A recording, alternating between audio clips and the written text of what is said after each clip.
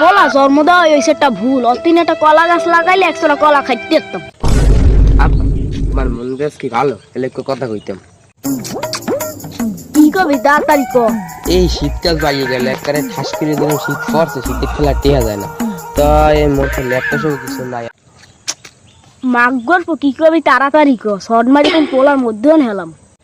এত সেত কি লিখবে? কত এক ছোয়ান জানে কাছে চিচড়ে বুড়ো বয়সে একবারে বিমুড়ি করছে। তোর না পোলা জন্ম দেওয়া হয়েছে একটা ভুল। অতিন একটা কলা গাছ লাগাইলে 100টা কলা খাইতে যেতাম। এখন কি কবি ক।